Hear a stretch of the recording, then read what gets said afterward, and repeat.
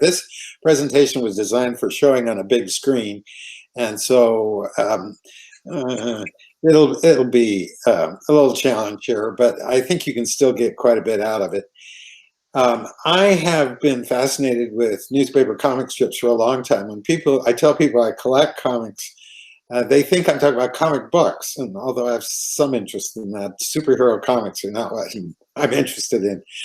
But I have always been interested in the unusual comic strips, and I dug into it some years ago to try to find the origins, the very first ones. And so this is kind of a history of American comic strips, but instead of focusing on necessarily all the most popular ones, what I want to do is focus on influential ones and ones that are artistically interesting.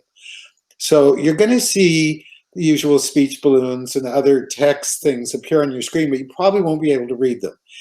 That's because that's not important for most of these.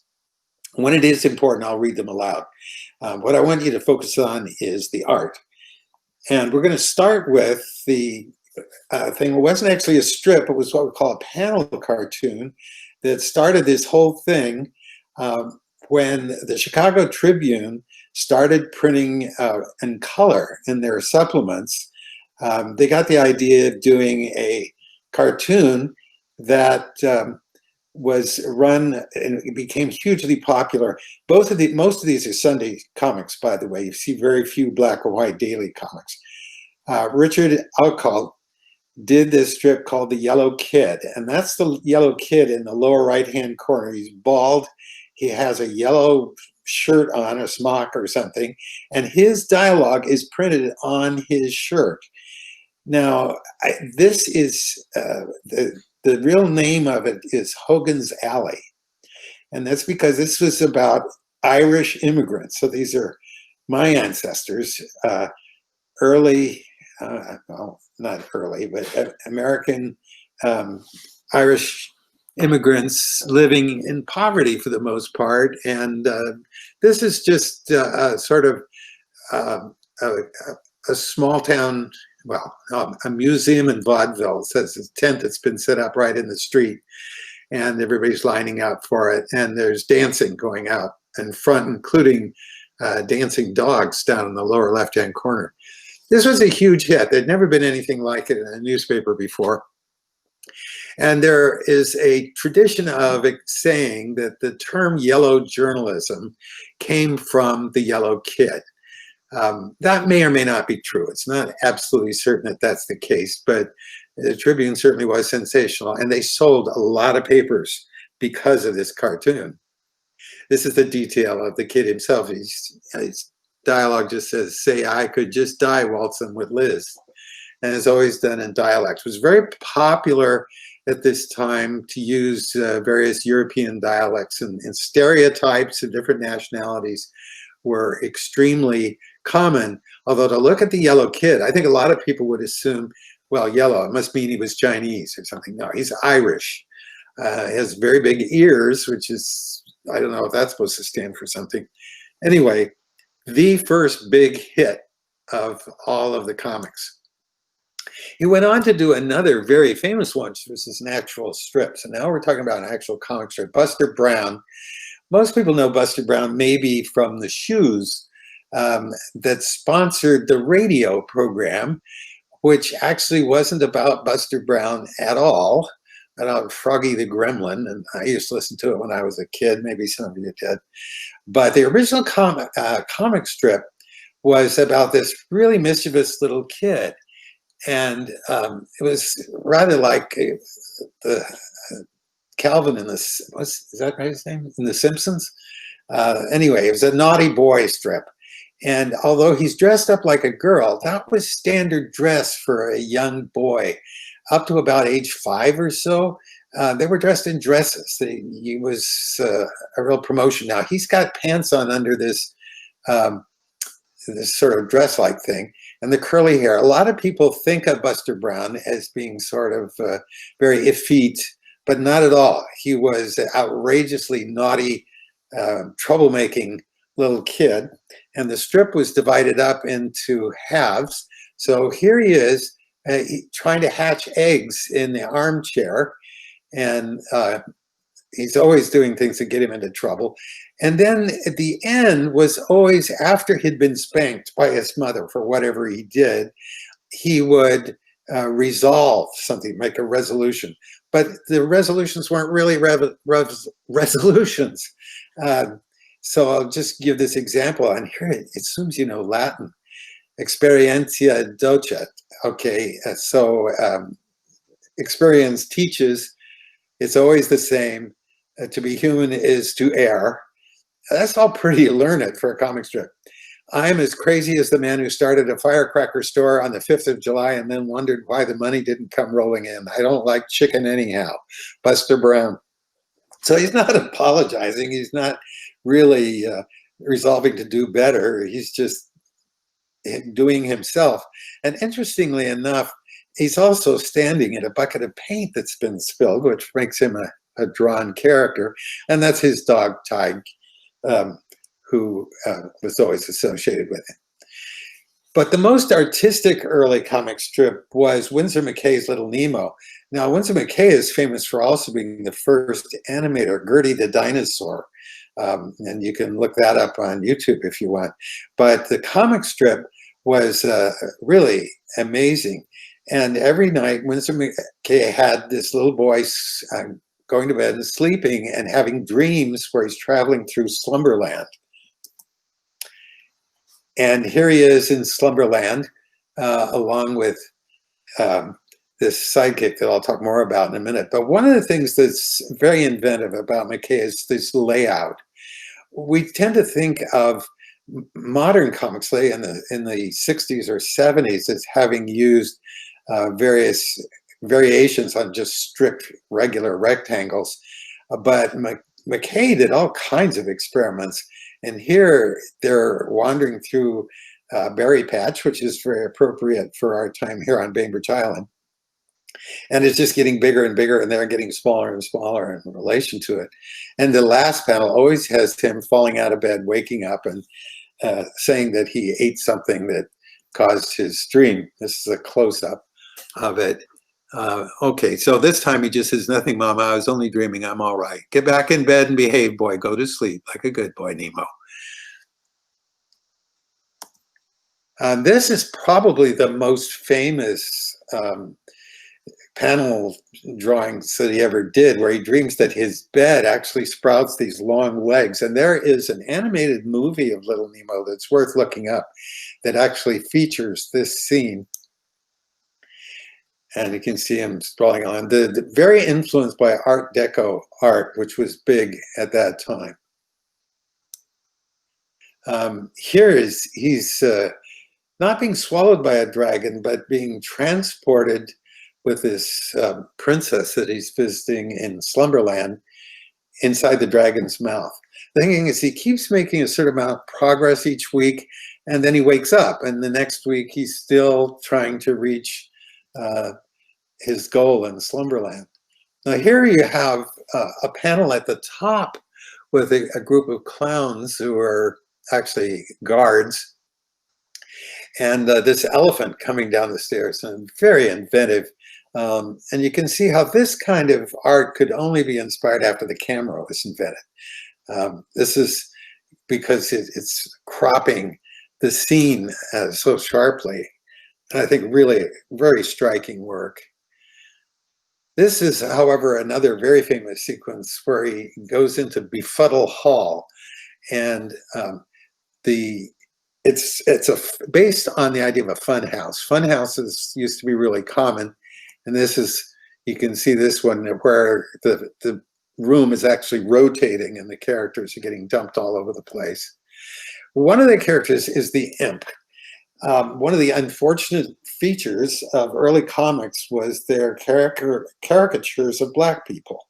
There were lots of them, and they were always comic. They had these outlined white lips that come straight out of the old minstrel shows. They were often displayed as very ignorant or very fearful, or both. The imp was unusual in that he was actually it didn't speak English at all. Here he's saying blup, but he had this gibberish that he spoke, and he's supposed to look like an African of some sort. So that's something that's just part of the culture back then, and it's regrettable, but it pops up all over the place. Another cartoon that's interesting, it's not very famous at all now, is by Lionel Feininger. Feininger was known as a painter, but he early on did this strip for just a brief period during 1906 called The Kinder Kids. And here you have the kids in a motor-powered bathtub sailing out from the harbor in New York with the Statue of Liberty waving her handkerchief to them as they take off. And you can get another idea. Now here again, we have very innovative use of the way the panels are divided up. And what they do is catch this giant fish, and it's full of all kinds of debris, including a stove and a book and all kinds of other stuff. And that, unfortunately, seems all too contemporary, given the kind of things that we find swallowed by whales these days.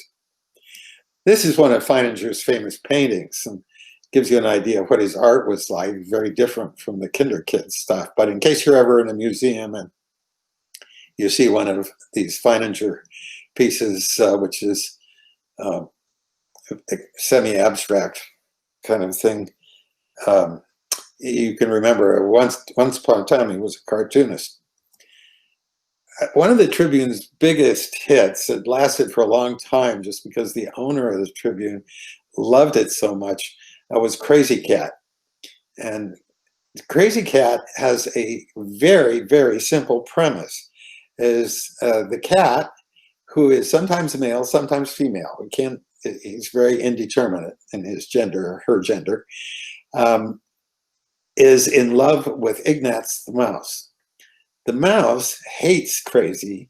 Krazy doesn't understand this. He's too stupid. So Ignatz tosses bricks at Krazy's head, and Krazy considers that an act of love. Meanwhile, Officer Pup, the dog, is also in love with Krazy, and he is outraged at what Ignatz is doing, so he tries to intervene. Now, this seems incredibly stupid, but what was amazing is over the years, all the variations that Judge Harriman did on this, and sometimes doing very sophisticated things with what is essentially an idiotic premise. They're all of his work is available in reprint now, and we'll be looking mostly at color, but I just wanted you to see this example here.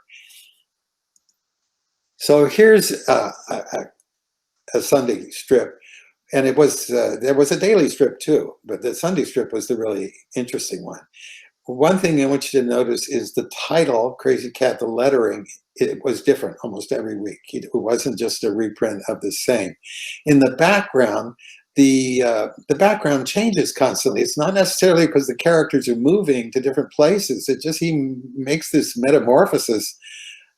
He lived in Arizona, and this is set in Coconino County, which I happened to arrive in one day when I was on my way to give a lecture at the University of Arizona, and I was astonished to find that Coconino County was a real place and not just made up for a comic strip.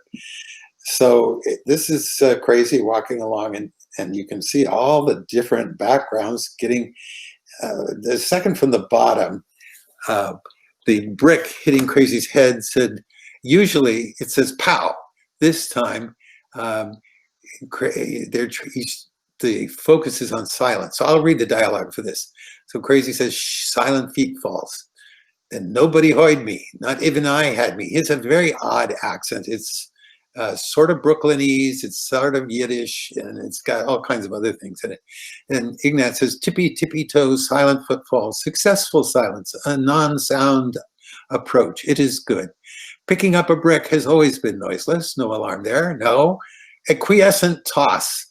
And he throws the brick, and it says no pow, and the brick no zip. And usually you'd see those. And Officer Pop has launched himself into the air to approach silently by balloons. And at the end is Krazy, Ignatz is in jail, which is the usual way it ends. It also has this odd crescent-shaped moon, which is sort of like a scoop that appears in many of the strips. So here, yeah, oh, I actually had this more detail. Okay, so this is one where Krazy and Officer Pop, notice the titles in cursive writing now, just seeing Ignatz approach, and their views of Ignatz diverge because Krazy thinks he's like an angel and Officer Pop sees him as a devil. And the reaction in the last panel is, of course, Officer Pop wants him in jail. Krazy thinks of him in heaven. Krazy says, nice little person. And Officer Pop can't imagine who could be calling nice. Here's another one. So this is where he likes to play around with words a lot. Let me go back here. So here, I'll read you the dialogue here. It used to be my grandpappy's clog. Now it's mine, all mine. Don't be silly. How can it be all yours? It's not all there. What's missing from it, Smotty? It has no ticks. No, not a tig. Well, the clock must have ticks. Where can I get some tigs, darling? For a dime cash, I'll get you some nice ones. Gimme. Hurry. It's Wera impotent. I'll stop a minute at Colin Kelly's brickyard. That's where he gets his bricks. Then I'll be back with the goods. That mouse been around crazy? Oh, yes, but he'll be back. And is they tigs, darling? The very best, Krazy. Now listen to this list of ticks. Cow, wood, sheep, and one of the douloureux variety. Now, tic douloureux is a French phrase that means a painful twitch that you have. You got to know French. You got to realize that this is not spelled like the French. You have to know about the medical condition. It's asking a lot about for the reader. Besides, isn't it funny to see a cat bonked in the head with a brick? And he says, what about the tox, Mousy? Tox, cop. Tox, I have no tox. Ah, then you have done only half your errand, so you get only half your fee. Hand Krazy back half of that dime pronto. And then he goes back to order half a brick. This is another one that's really beautifully laid out and very interesting. We have this Doc, who's one of the characters, and she sees the ink, and this is actually the ink that the cartoonist is going to use to draw the strip. She gets rid of it because it's pollution, so she dumps it into this thing in the ground with and it comes out of a pipe down in the next level, the ink. And as you follow down, you can see the ink continue to go down from level to level. And finally, it's dripping onto the jail window where we all know that Ignatz is probably jailed. And so the ink is spilled on him. And Mrs. Quack Quack, who's having a second thought, she's running up to catch the ink, which she dumped in the top. To me, this is just incredibly inventive. And the reason we know that the ink was dumped on Ignatz while he was in jail is that the very bottom panel, there he is coming out of he was washed out of the jail evidently into the ink bottle, and he's coming out while Officer Pup snoozes. Gasoline Alley, another very famous strip, which is still running. It's still in the papers. It's not nearly as good as it was when Frank King was doing it. But his Sunday strips were really remarkable. It was called Gasoline Alley because it was done in 1918 when cars were just becoming a real fad thing. It was exciting to have a car. So these four guys who were neighbors would hang out in their mutual alley and talk about cars. Well, that only went so far, and eventually started introducing other characters and introducing women characters. And the little boy here is called Skeezix. But I won't go into a lot of detail about it. But what's interesting here is he's made the entire page a single picture. And although it tells a story and you can follow it through, and the characters it's like you're just an aerial view, and this is the same kind of perspective that you get in Japanese art, which is really interesting. It's quite an experiment. So it has also black characters in it who speak in dialect, both the maid on the right and the repair guy on the left. Here's another one. He often did wordless Sunday strips, and there's almost nothing said in this one until the final panel. At the top, you see a very imaginative one where Walt, who is the central character, is talking with a mermaid.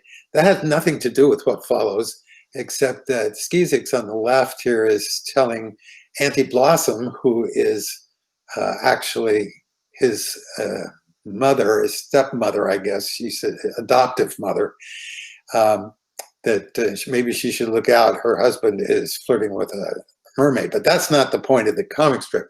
It's Walt trying to get to the water and looking at all these women on the beach and stumbling and falling and smashing into another woman, and then finally Skizix pushes him into the water. And the last panel is try to float like this, Skizix. It's easy. He says, I'd sink. I put all the wind I had into these water wings. He also every year did a fall foliage walk where he just really let loose with all kinds of color. And these are really extraordinary. It's something to look forward to every year.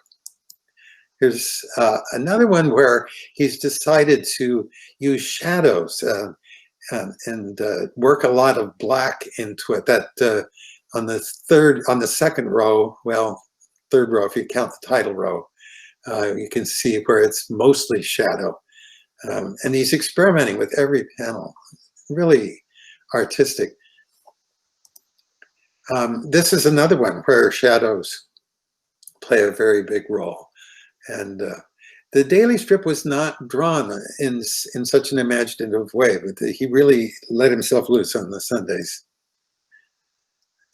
Here's another one, which is done in the style of woodcuts, probably just with ink and pen, but it's made to look like an old book illustration.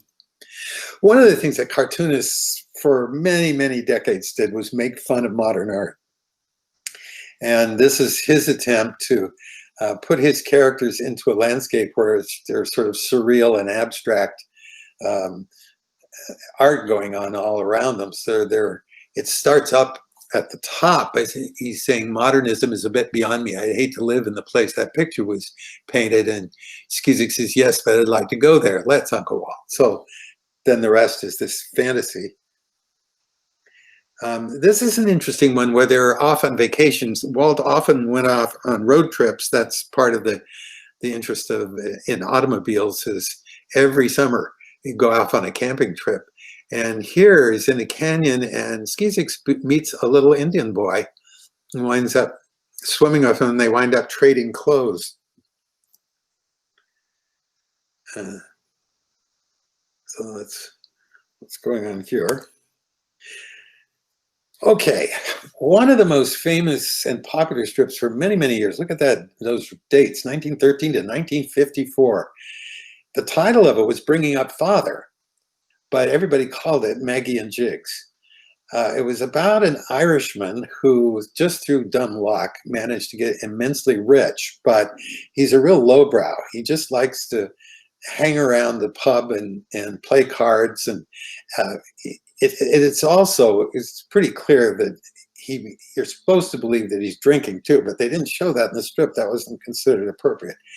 But his wife is very much wants to better herself and fix. We're rich. We have all this money. We ought to dress up and go out and go to the opera. And he always wants to hang around with the guys. And he gets here locked in the house by his wife because she doesn't want him to go out.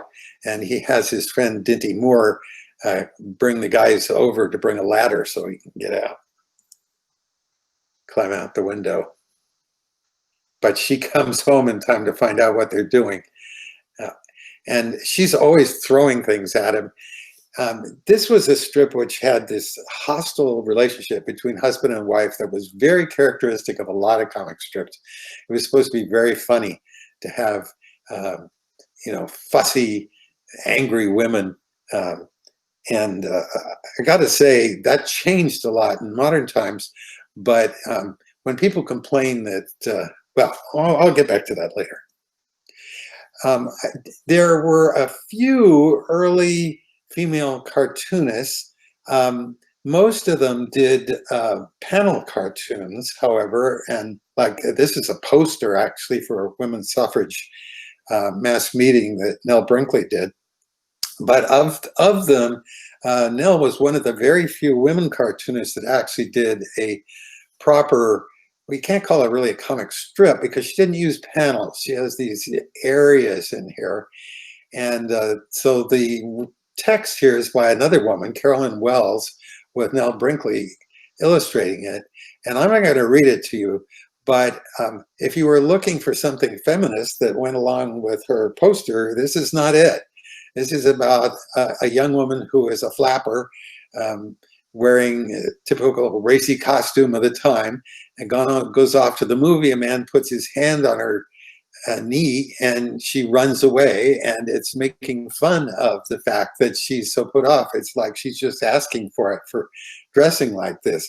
So today this would be just absolutely outrageous, and it's, to me, sort of shocking that even in 1925 that they would have thought this was an appropriate subject. But that tells you how times change. She is running away. She's called Prudy because she's supposed to be a prude. And you see that there's a little figure of Cupid down in the lower right corner as she's running away from this man. Polly and her pals, it was interesting artistically too. And there have been several comic strips where the original characters who starred and gave the strip its name became lesser characters. And what happened with Polly, she was also sort of a flapper, but she was an office girl. They were fascinated by people like what used to be called typewriters. That is, we'd call them typists or secretaries. And that's what Polly was.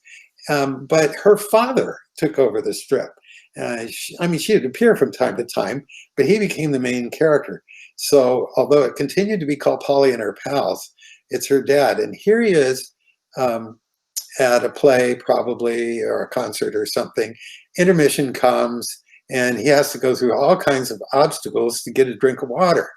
So he finally makes it to the fountain and makes his way through this mob all the way back, and then somebody bowing to a woman in lower right bonks it out of his hand, and it makes him so mad that he attacks the guy, and then the center bottom panel is the explosion of violence that takes place, and then he winds up in jail at the end. Not a great story, but pretty amazing to look at as a piece of art. Here's another Polly and her pals. This is the top part of the strip. These strips used to fill a whole newspaper page, and newspaper pages were much larger than they are now. I mean, you could get lost in them. So this, he says, you know what March means? Winter is over. And so he looks out the window, and this is March coming in like a lamb with rabbits, and he's dancing around with the image of spring and this little lamb and these rabbits. But all of a sudden, it goes out like a lion. She says, comes in like a lion, goes out like a lamb is the usual thing. This is the reverse. And she says, well, the 3rd of March means winter is over. So it's just playing around with that old saying, and but doing it in a very imaginative way. Here's his version, Cliff Sterrett's version of satire on modern art. And so it's pretty straightforward. Buck Rogers. Buck Rogers in the 25th Century was the original name of the novel, and it became a comic strip. The Daily Strip was the first science fiction comic strip ever, and it was hugely popular.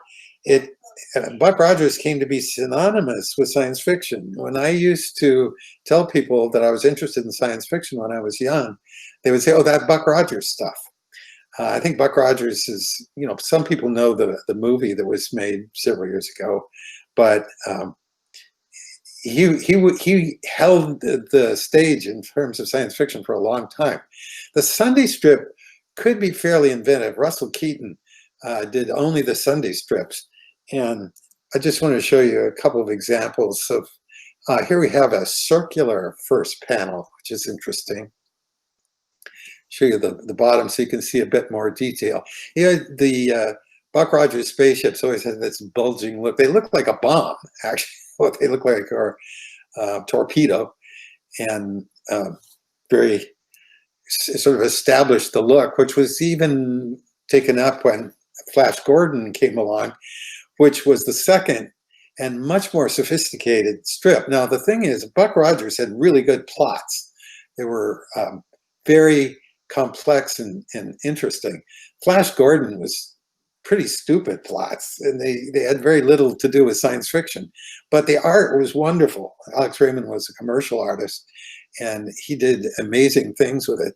Now, if you've seen the old serials with Buster Crabbe, he played both roles, and they seem fairly similar. But if you look at the strips, they're just worlds apart. So this is the Art Deco look. We had Art Nouveau earlier. By the 30s, it's Art Deco that's taken over with the architecture. But here's just amazing. This looks like something straight out of Dante's Inferno. These are the Hawkmen swooping down, and to me, it looks like Gustave Doré's kind of depictions of Dante's Inferno. But he was also really into glamorous women. Dale Arden is his companion fiance. They never got married, but anyway, pinup art was really a big part of what Flash Gordon was all about. Now, Hal Foster was hired by Edgar Rice Burroughs to make the strip of Tarzan, and he was required to use the stories that were in the original books. And so this was kind of annoying. And also, Foster didn't like speech balloons. And he said, I want text. I want the text to read just like in a book. So it's always underneath. Tarzan is still being published today. You can find it on the web. It's in very, very few papers. And it's really well done. The artists who draw it are excellent. But this is one of the originals. And here is a big splash panel at upper left, which explodes up into the title up at the top there, which is a really interesting idea. You can see that detail. And now you imagine these, those panels would have been maybe 4 inches high. They're large. If you strain on your screen, you can see Tarzan carrying Jane away from the volcano in the lower right of that first big panel. That would be much too tiny to see if it were printed in today's newspaper format. Then he was succeeded by Bern Hogarth, who took over the drawing of the strip in 1937, and the original artist just continued to write the stories. So Hogarth art was not quite as wild and interesting, but I wanted to show you this because people think that Tarzan must be about African savages, and in fact, most of the time it was about white people in a place sort of African, and blacks were often shown in a very positive way. But this is an example that are not. This is set in South Africa, not the Central Africa where you usually see Tarzan, where these Ishtaks are bent on attacking these truckers in South Africa. And so this is very much in line with the racist South African Boer idea. The figure in the middle of the top here, that pose, I think, is copied directly from a famous painting. Oh, what's his name? The guy, the Harper's Ferry raid. Brown. Forgetting his name. Anyway, he was an anti-slavery guy. So it's kind of ironic that it winds up being used in an anti-black context here. Now, here's a different one where Tarzan is actually kidnapped by Amazons, and these big, strong, beautiful women decide that they want to take him. Well, Foster got fed up with Tarzan. When his contract lapsed, he decided to start his own strip and have the rights to it, and that was Prince Valiant. And Prince Valiant has a subtitle, In the Days of King Arthur. The idea is to set it in the days of King Arthur. The problem is that the sources that we have about King Arthur are very much conflicting. They are about the period when the Romans were just leaving England and the Roman Empire was about to fall. That's the setting in the sources, but they were written during the 12th century, much later. And so knights in armor riding on horseback and all that, those belong to the later Middle Ages, whereas the much of the story has to do with the ancient Roman times. So he has to fudge a lot. Foster was very conscientious about his research. He went to Europe and did drawings of buildings and so on. And he was very concerned with the look of things. Here's an image as he's going triumphantly through the street. He liked to use large splash panels. He did quite a few of them. All right. Not great art, but about art. This strip was originally called the Thimble Theater, and it was done by E.C. Segar. It was not hugely popular until this character, Popeye, appeared in 1929. So after 10 years without Popeye, Thimble Theater just went on doing various things with the oil family, of which olive oil is the only one that most people know about. And here's Popeye attending going to this rich woman's house where he's shown this nude painting that the woman has done, and Popeye doesn't think much of it. He says punk, which in that slang means that's lousy art, it's no good. And he insults the woman. He says, Mr. Flop-Eye. He says, my name's Popeye, Mrs. Dahotsky. Popeye. He says, that picture cost $50,000. And he says, blow me down, you got cheated. It's a bad figure. They wouldn't print that in a funny paper. It is a remarkable figure, the best, finest I've ever seen. He takes his shirt off and shows her the tattoo that he's got of what he considers a superior, better looking woman.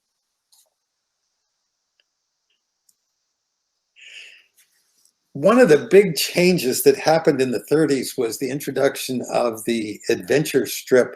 Tarzan, of course, is adventure, but these are contemporary settings which are rather grim. They're not funny papers. They're not comical comics. And Dick Tracy was the first of the really big successful ones. This kind of, I call it comics noir, very dark. Tracy was a detective, but he also pretty much almost always winds up killing the people, the criminals that he's chasing, or in some way causing their deaths, and almost never go to trial, which meant that he had to keep inventing new weird thugs to do his crimes.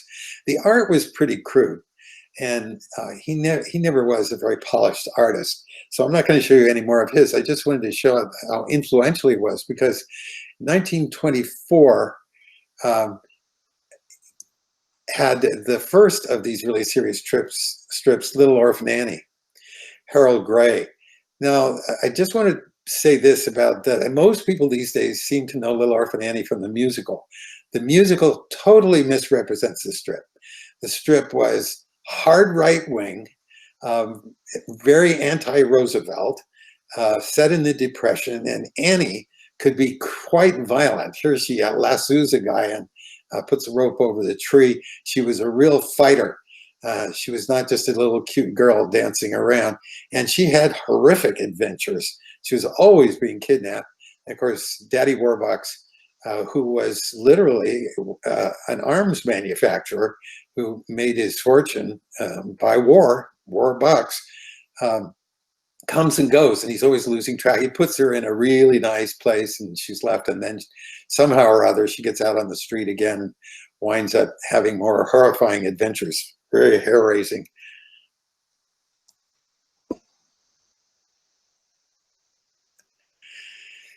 But some of the strips became more artistically interesting. This is Milton Caniff, who is still very highly regarded as an artist.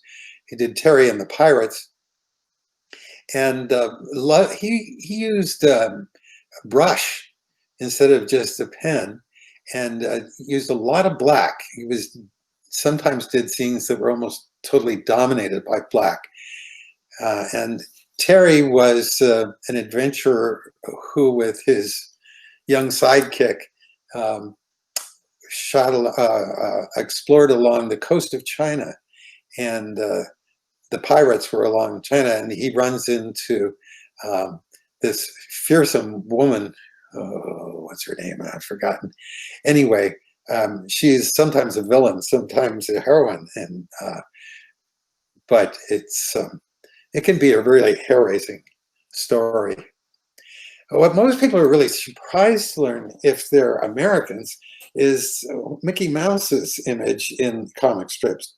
Floyd Gottfredson was made the official cartoonist for Mickey Mouse after the animated feature shorts became hugely popular, and he took off in a different direction. Instead of Mickey just being this sort of goofy guy jumping around, he becomes a detective a lot of the time, and Goofy is his sidekick, who is known as Dippy Dog originally, but then he's Goofy, and you'll notice that he's wearing the sort of Sherlock Holmes hat in this particular one. And they had a lot of ghost stories, and Mickey wields a gun quite often. So this is not the image of Mickey Mouse that most people know. Oops, here's one I got the title didn't get fixed. Around the world, Mickey Mouse is still very, very popular in comics. And in Italy in particular, and places like Sweden, Denmark, the Netherlands, Latin America, there are still Disney comic strips in which Mickey Mouse is an adventure hero and does all kinds of outrageous stuff. Plus, well, I won't go into all the details. I'm kind of a fanatic about that. I actually collect these in languages like French and English. There is a company which has begun to translate them and publish them, Scrooge McDuck and Mickey Mouse, but they're all published originally in Europe. American newspapers don't have anything to do with Mickey Mouse anymore. But that's a subject I know entirely too much about, so I'll try not to say anymore. Most people still remember Pogo, and I was really taken by Pogo. This was the first strip that I ever collected in book form. I was a newspaper boy. I had a route in the country riding 5 miles on my bicycle every day, and I got, what was it, $20 a month, I think. And I used to go to this drugstore and buy a volume of Pogo every month. They were $1 for each one. I finally got a complete collection of them.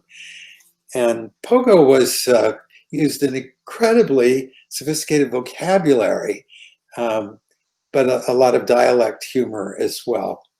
And here we have Albert Alligator is accidentally gotten Pogo trapped in a trunk, and I don't know if I want to go through the whole thing, but the outcome is that eventually when he gets the trunk open again, they find a coonskin cap, and Pogo being a raccoon, of course, they think that he's been killed. But that's Howland Owl, another main character there.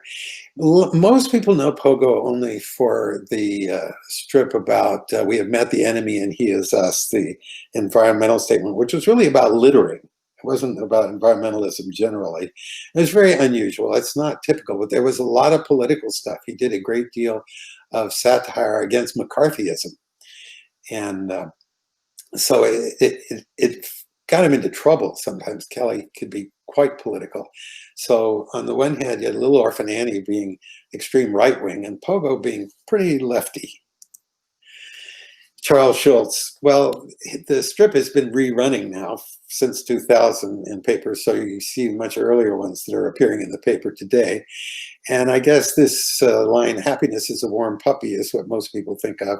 That's extremely misleading because Lucy just absolutely hated being kissed by Snoopy.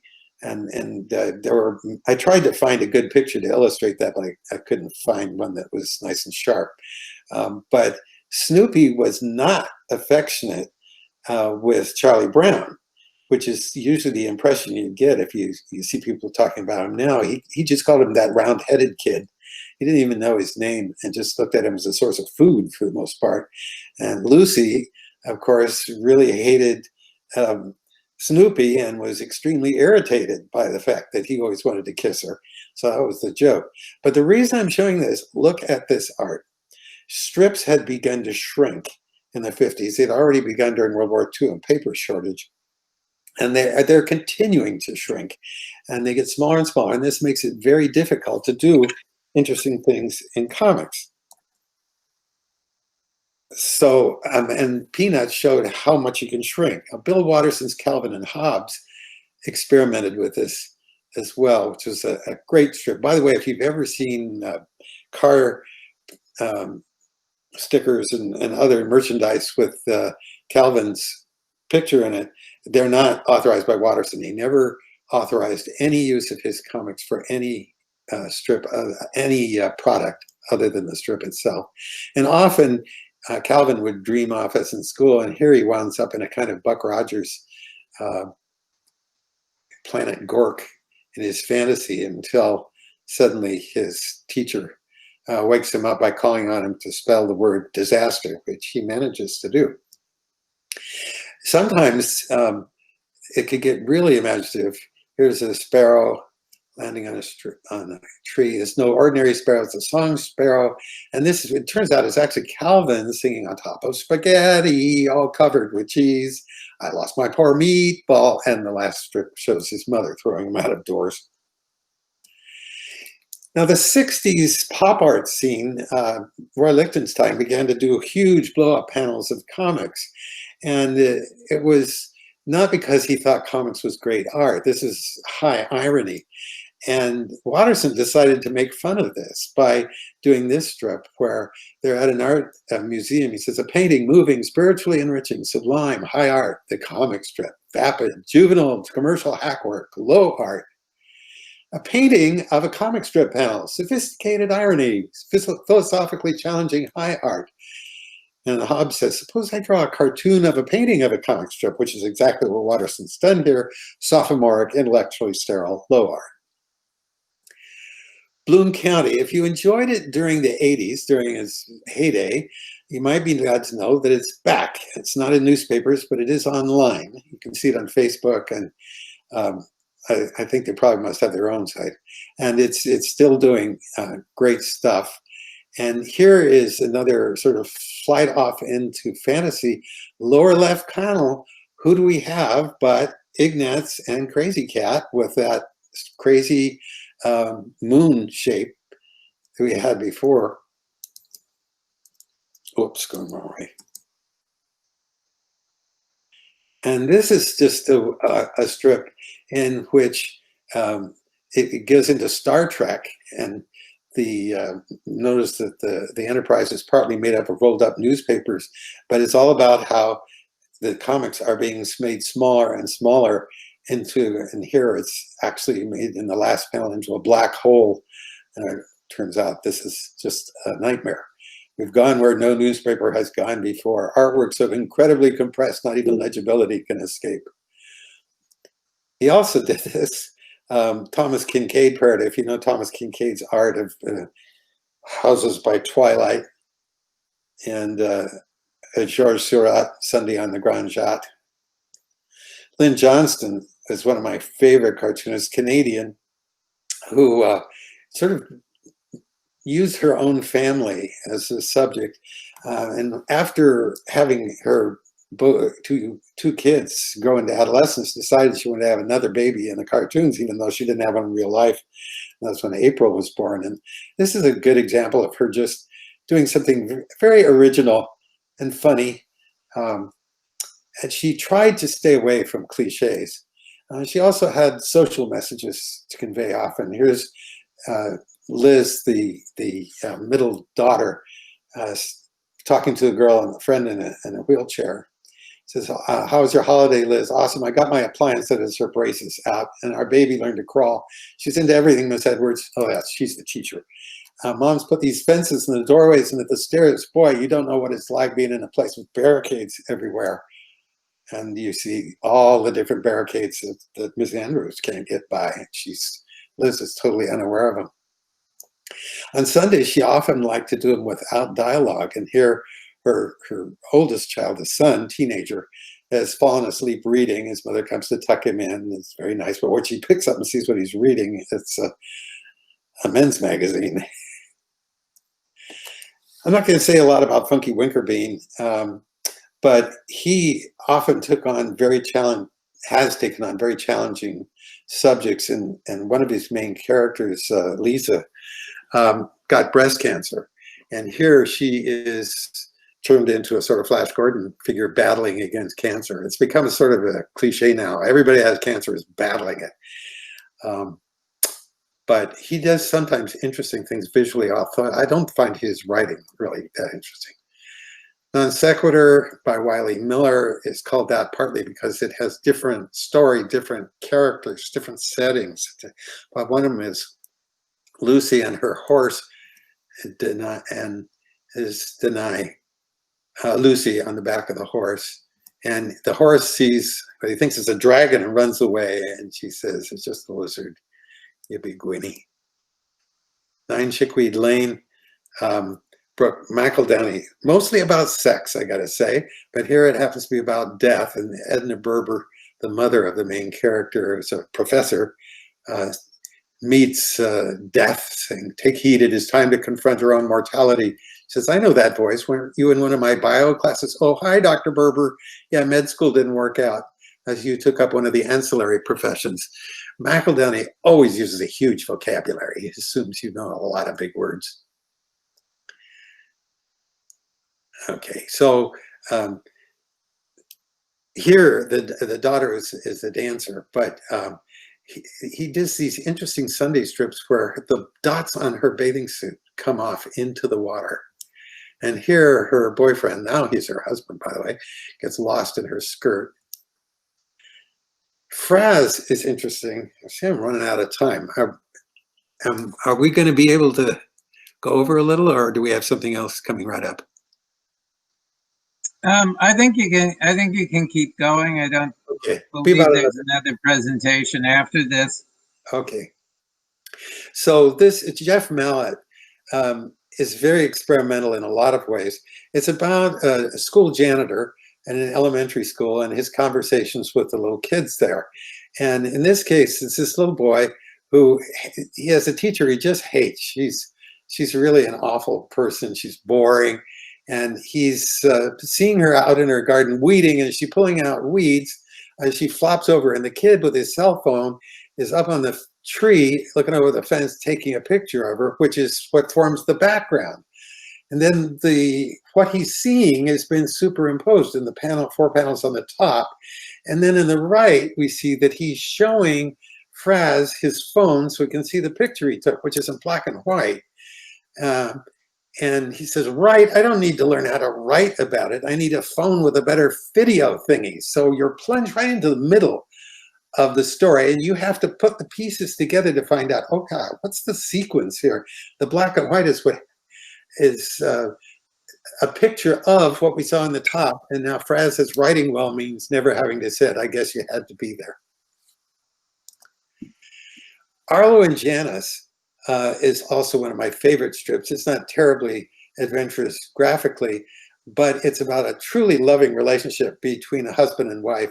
One of the things that cartoonists have done in the last decade or so is to find a way to work sexy things into their strips by making them between husband and wife. So amorous husbands and wives have become extremely common, but Arlo and Janice is especially good. Here they are just having a nice hug, and his phone while they're hugging, it causes his phone to go off because her chest has been pressed against his phone. He says, "Sorry, Tom, butt dial." And of course, the reason she's looking up in the air like that is that wasn't my butt that did the dialing. This is the strip from today. Now, Fraz and Arlo and Janice are both strips that challenge the reader to work them out as a puzzle. Often you look at it, you can't figure out what's the point of this, and you can spend, I don't know, it takes anywhere from 2 to 5 minutes usually for me to figure out. Sometimes I have to do a little research to find out what's going on. This is based on the cliche that cats like to run around at night like crazy and wake people up, and that's Ludwig, their cat, and Arlo is trying to get vengeance by running around like crazy while Ludwig is trying to sleep. It doesn't work. Ludwig sleeps right through him, and Janice says, "Payback is hell." It took me quite a while to work that out. That was today's strip, by the way. Now, Mutts by Patrick McDonnell is about a cat and a dog who are best friends, despite the title. It's also an animal rights strip, but the thing that's most interesting to me are the opening panels that he did for several years. He doesn't do them very often now, but this is here a bee going through flowers singing, "A rose is a rose is a rose," which is the famous Gertrude Stein poem. And he's used a parody of Pablo Picasso's portrait of Gertrude Stein as the opening panel. And this particular one is an allusion to Tarzan, of course, but it's a parody of Henri Rousseau's painting The Dream. So here's a parody of Salvador Dali. You have a sleeping dog instead of the fish creature. And the cat looking out the window, actually from a very famous Japanese print. And as a final one, Robert Indiana says "mutt" instead of "love." That's it.